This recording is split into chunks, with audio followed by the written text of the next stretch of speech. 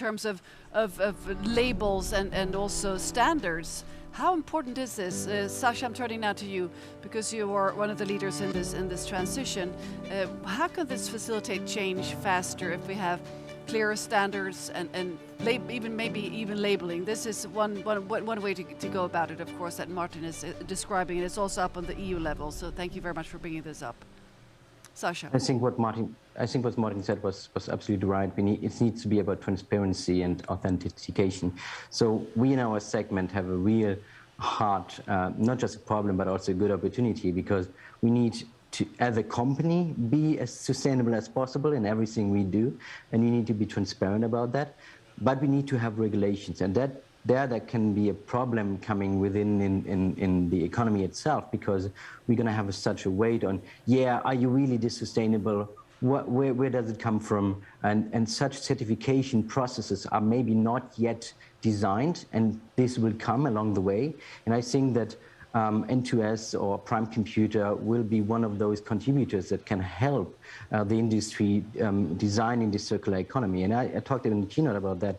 It's about the ecosystem we're going to create, and one part of that is going to be the legislation and the certification processes that everybody aligns. And I remember Wolfgang saying earlier in this supply chain and procurement topic that it is about digitalization. And the digitalization, there is one thing that we can use of is maybe, and the QR code is one good thing, but maybe we can use an infrastructure, blockchain, to identify where a product has been and where it's going to be, and it's not going to be manipulated, right?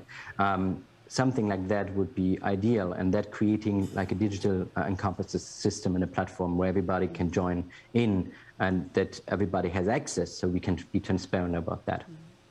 Thank you, Sasha. The comments from Joost or Andrew, for instance, about this fantastic EU passport that is now underway.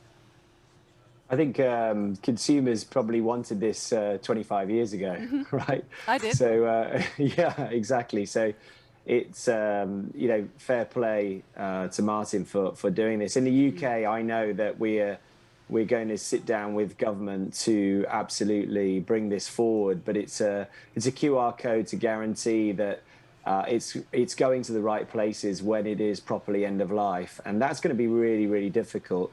The cascades in the reuse cycles are pretty huge, and to track that asset all the way through and make sure it can only be done with a passport. End of story. So well done for starting it off. And it feels crazy that we're in the UK, that we're just about to pilot something in this regard.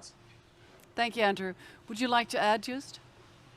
Yeah, but I'm afraid I'll stir up a bit of a discussion there. I wouldn't really agree. I think passports and some of the other legislation coming up is really more of a showcase that we're trying to see circularity as a goal. Circularity is a means to an end, and creating extremely complex bureaucratic processes to enable circularity doesn't always help. I think sometimes even it fuels criticism, where people would say, we're just making up a lot of rules, a lot of regulations, we're making it really difficult for businesses and consumers to do what they want. And that is what circularity and sustainability is. And I think we really need to move away from that. I think as long as people consider sustainability as something that limits their choices, as that they see circularity as something that makes their lives complex or makes doing business more expensive, that's not where we want to be.